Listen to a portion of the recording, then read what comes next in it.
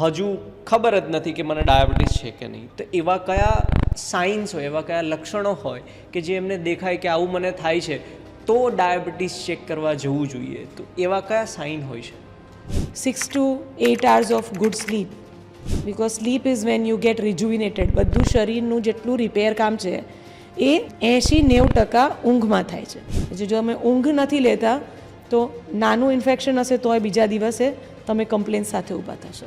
એવા કયા developmental milestone હોય છે કે બાળક નાનું હોય ત્યાંથી મોટું થાય ત્યાં સુધીમાં કેવા માઇલસ્ટોન હોય છે જે ફોલો કરવા જરૂરી હોય છે અને એ ઇમ્પોર્ટન્ટ પણ હોય? બાળકો અવારનવાર બીમાર થાય કેમ કે બાળકોની ઇમ્યુનિટી એટલી સ્ટ્રોંગ ના હોય જેટલી કોઈ એડલ્ટની ઇમ્યુનિટી સ્ટ્રોંગ હોય. તો એમની ઇમ્યુનિટી વધારવા માટે, એટલે કે રોગ પ્રતિકારક શક્તિને વધારવા માટે એવા કયા સ્ટેપ્સ લેવા જોઈએ, એવી કઈ કાળજીઓ લેવી જોઈએ પેરેન્ટ્સને કે જેથી ઇમ્યુનિટી વધારી શકાય, સ્પેશિયલી બાળકો માટે? તમે એને આ માઇન્ડસેટ ક્રિએટ કરી રહ્યા છો કે કશું નહીં ખાઓ અને પછી જે મરજી આવે તે ખાઓ. એટલે then this is road to unhealthy life.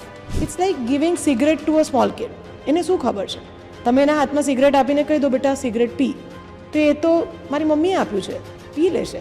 જૂના જમાનાની અંદર કહેવત કહેતા કે તમારા ઘરમાં એક વૃક્ષ વાવ્યું હોય તો એને તમે જે રીતે મોલ્ડ કરો એ રીતના એ મોલ્ડ થાય.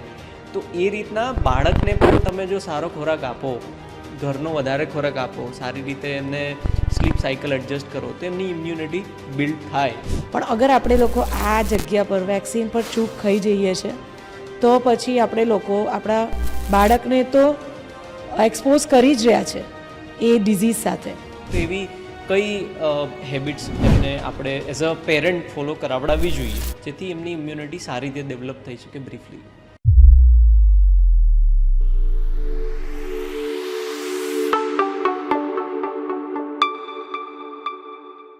હેલો એવરીવન, હું સાગર જોબનપુત્રા. આજે આપણે છીએ ડૉક્ટર રીમા સોલંકી ચૌહાણ જોડે. ડૉક્ટર આપણી સાથે ફરીથી કનેક્ટ થઈ રહ્યા છે આજે પોડકાસ્ટ પાર્ટ 2ની અંદર. ગયા પોડકાસ્ટની અંદર આપણે વાત કરી હતી કે પ્રાઇમરી હેલ્થ સેન્ટર શું હોય છે અને એલર્જી શું હોય છે અને કઈ રીતે એનાથી બચી શકાય છે. આપણે આજે અનધર ટોપિક સાથે અહીંયા પ્રેઝન્ટ છીએ. સો આપણે ડૉક્ટર રીમા સોલંકી ચૌહાણ જોડે કન્વર્સેશન સ્ટાર્ટ કરીએ. Welcome back to the studio Reema ma'am. Thank you very much Sagar, thank you very much. આપણે આજનો ટોપિક સ્ટાર્ટ કરીએ છીએ. સો ડૉક્ટર, આપણે તમારી પાસેથી સમજીશું કે ફેફસાને લગતી જે પણ બીમારીઓ હોય એમાં આપણે કઈ રીતે જાણી શકાય કે એ વાયરલ છે કે કોઈ બેક્ટેરિયલ બીમારી છે? ફેફસાના બીમારીમાં વાયરલ અને બેક્ટેરિયલ તફાવત બહુ નાની રેખા છે. વાયરલમાં બહુ બધી વસ્તુ ઇન્વોલ્વ થાય છે. જ્યારે તમને શરદી પણ હોય, ગળું પણ દુખતું હોય, આંખો પણ બળતી હોય અને સાથે ખાંસી હોય તો આપણે એને વાયરલના કેટેગરીમાં મૂકીશું. પણ જો તમને એકલી ખાંસી છે જેના સાથે તાવ છે તો આપણે એને બેક્ટેરિયલના એમાં મૂકીશું. એઝ આઈ ટોલ્ડ યુ કે બહુ જ પતલી લાઈન છે આના વચ્ચે.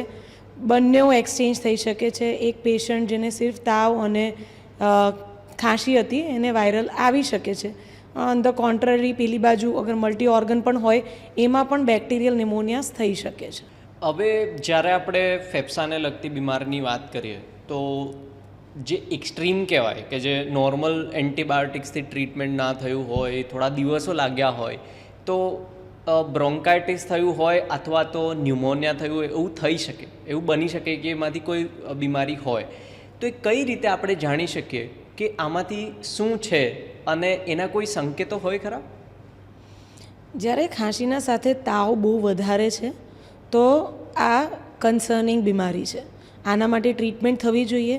એ લાંબી હોય કે નાની હોય, આના માટે ટ્રીટમેન્ટ થવી જોઈએ. ટ્રીટમેન્ટ ઘરગથ્થુ પણ હોઈ શકે છે, ટ્રીટમેન્ટ ડૉક્ટર પાસે પણ હોઈ શકે છે. ઘરગથ્થુ ક્યાં સુધી રાહ જોવાની? જ્યાં તમે એવું વિચારો કે તમે કમ્ફર્ટેબલ છો, આ બધું મેનેજ કરો છો, એમાં તમે કમ્ફર્ટેબલ છો, ત્યાં સુધી તમારે ઘરે વિચારવાનું. કેમ કે બ્રોન્કાઇટિસ અને નિમોનિયા બંનેમાં જ ફેફસામાં અસર થાય છે અને ફેફસામાં જ્યારે અસર થાય ત્યારે શરીરમાં ઓક્સિજન આવવા જવાનો જે મેઇન ઓર્ગન છે એ અફેક્ટ થાય છે. તો હા, એનામાં આગળ ચાલીને કોમ્પ્લિકેશન્સમાં ઓક્સિજન પડી શકે છે, શ્વાસ બહુ વધારે જોરથી શ્વાસ લેવો પડે, શ્વાસ બરાબર ના આવે, બ્રેથલેસ ફીલ કરો, આ કમ્પ્લેન આવી શકે છે. એટલે you have to take your call કે ક્યારે તમે હવે ડૉક્ટર પાસે જશો. પણ તાવ સાથે હોય તો then it is more concerning.